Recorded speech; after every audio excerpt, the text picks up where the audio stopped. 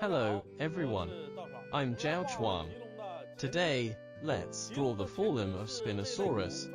The forelimbs of Spinosaurus were a distinctive feature of this type of dinosaur.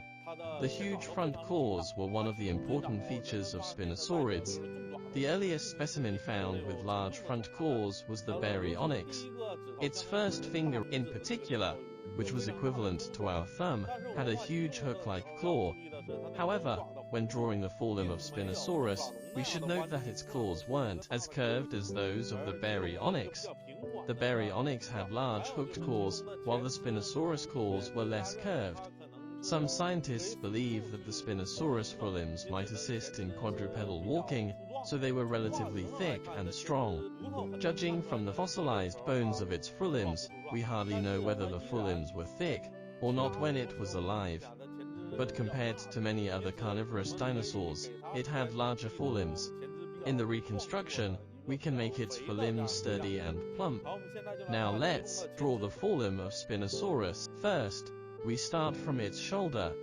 The shoulder had a triangular muscle, and at the back of the forelimb was its triceps,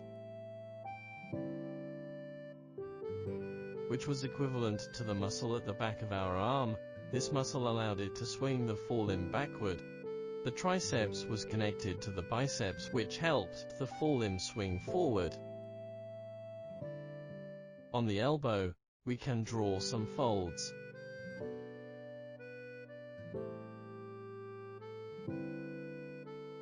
Large ones at the back of the elbow, and small ones at the front of the elbow. There was a flap or membrane-like structure that connected the upper arm with the lower arm.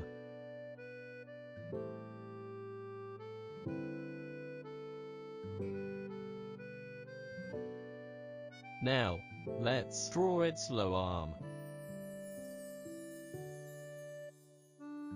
We can draw some folds around its wrist.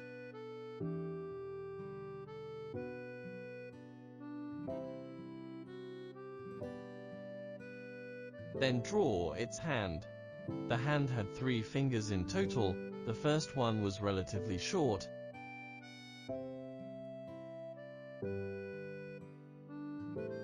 and the second was long.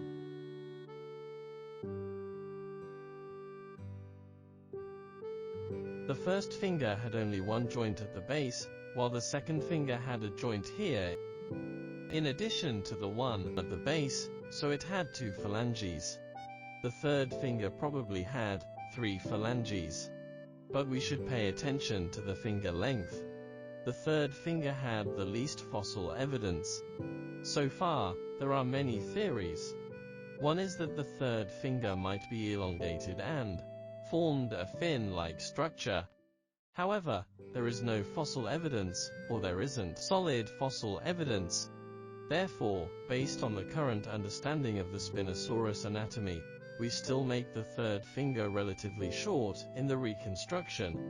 Consisting of 3 bones, it was shorter than the second finger, and thinner than the first. Now, let's draw some large scales on the dorsal side of the fingers. The large scales were concentrated only at the front, then gradually became smaller.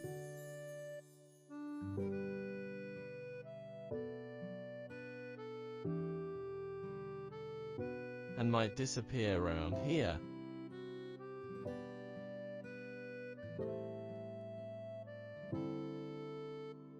The back of the hand was probably covered by several large scales like those of crocodiles.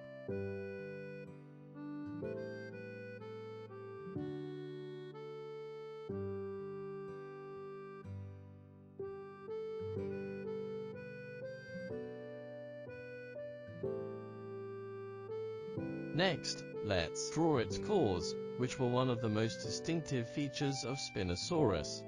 The claw on the first finger was elongated and slightly curved, which was very common among spinosaurids, such as Baryonyx.